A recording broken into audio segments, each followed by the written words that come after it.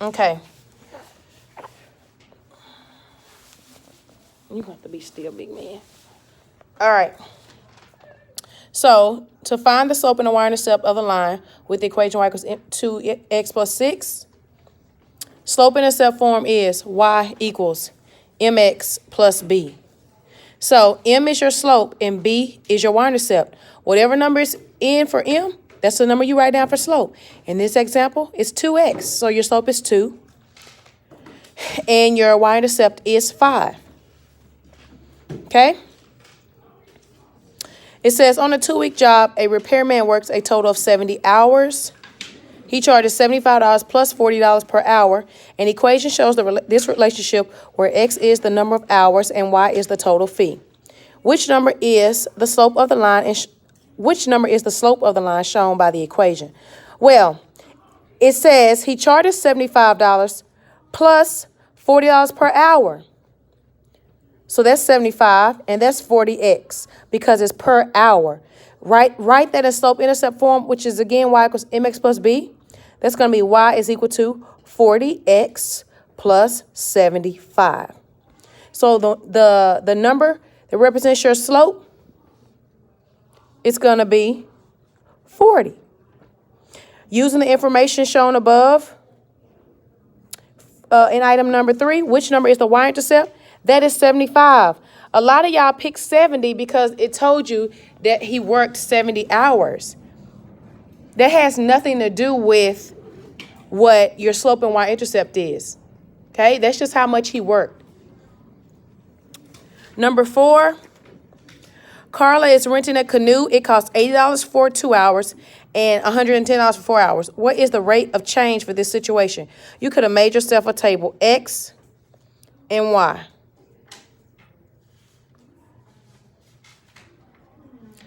2 hours, it's $80. 4 hours, it's $110.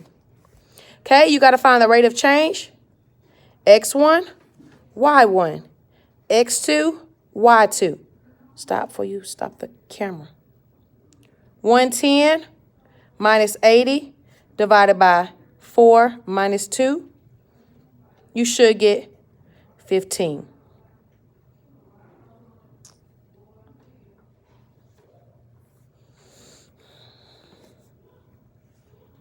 Number 5, it says Rosa kept track of her daily reading. Sorry, this video is shaking. I'm currently holding my baby in my arm. It's hurting. Rosa kept track of her daily reading rate for 3 days. The data she collected is shown in the table. How many pages per minute did Rosa read the day when her reading rate was fastest? And the graph of a linear relationship passes through 0, 3, and 3, 9. Which is an equation for this linear relationship? Well, if I look at the point 0, 3, wherever x is 0, this number, the y value represents your y-intercept. So, since x is 0 and you have 3 as y, that means my y-intercept is 3. The only equation with a y-intercept of 3 is answer choice C. And that's just by the process of elimination. You could have taken it further and found your slope by going x1, y1, x2, y2. And if you subtract 44 from 70, and then 40 minus 20. What did I do that right? No, wait. Did I write that out right? I don't think I wrote that out right. I can't even erase this. No, I'm okay.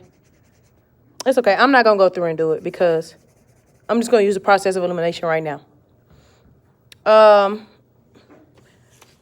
And we're just going to move on from that one. Number 6, a straight line is represented by the equation y equals 1/5 x. What's the constant of variation in this equation? Your constant is 1/5. The constant of variation equation is y equal to kx. So whatever number is next to the x, that's your constant. Right here, write an equation in slope-intercept form that represents the data. Well, your y-intercept, again, is whatever x is 0. My y-intercept is 100. Now to find the slope, x1, y1, x2, y2. 105 minus 100 divided by 1 minus 0, and you get 5. So my equation is y is equal to 5x plus 100.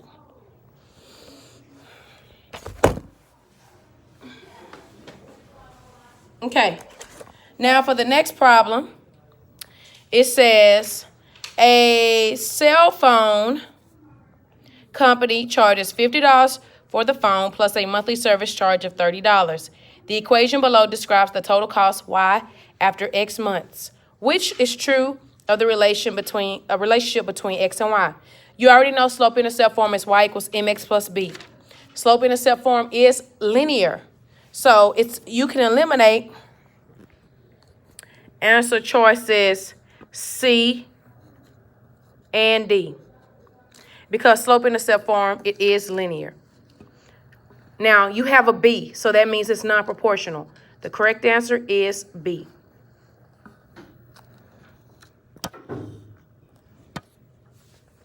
All right? Then for number 9, it says a line is represented by the equation y equals 2/3 x plus 1. What is the slope of the line with that equation? Just like in number 1, slope-intercept form is y equals mx plus b. Whatever number there is next to the x, that is your slope. So in this example, your slope-intercept is 2/3. Your slope, not y-intercept. It says slope-intercept, made that up. Your slope is actually going to be just 2/3 because that's the number connected to the x. Right here.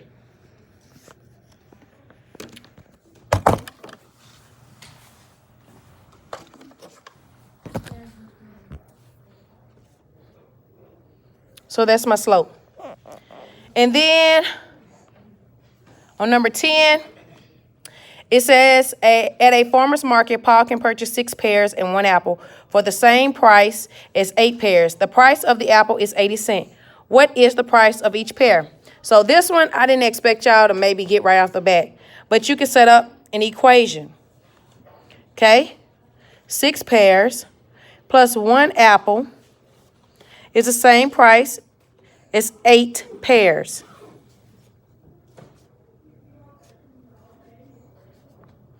So I'm going to subtract 6 to both sides.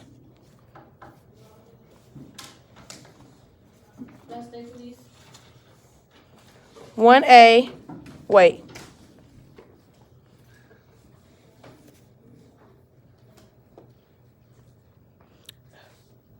And I need to go ahead and put in 0.86 cent times 0.80 because I already know what A is. So it should have actually been 6P plus 0.80 is equal to 8P. So then subtract 6P. Subtract 6P. Be still. So just skip this part. Be still, I'm almost done, son. Oh, stop. You flip the camera. Okay. So then that's going to be 0.80 is equal to 2P. Divide both sides by 2. P is equal to 0.4. So A. So that's the review of your homework. You go through and you did not pass it. And I know if you did it or not because I've already graded it. So if you didn't do it, I have zeros in the grade book right now. So if you want to get credit, you can go through and watch the video to receive some credit. But you also have to do some problems if you want full credit. And let me show you what those problems are.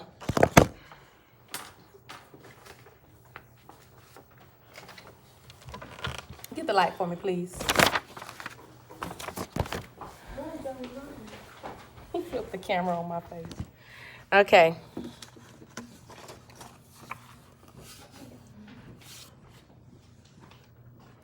So there's 1, 2, and 3. Because y'all need practice, obviously. And then, excuse me, let that alone. Thank you. Then there's problems 4, 5, and 6. You don't have to draw it out. All you got to do is show your work. 4, 5, and 6. And then 7, 8, 9, 10, and 11. No. Stop, Big Ben. Stop it before you flip the camera on me again. So, you have to go through and work these problems. That's it.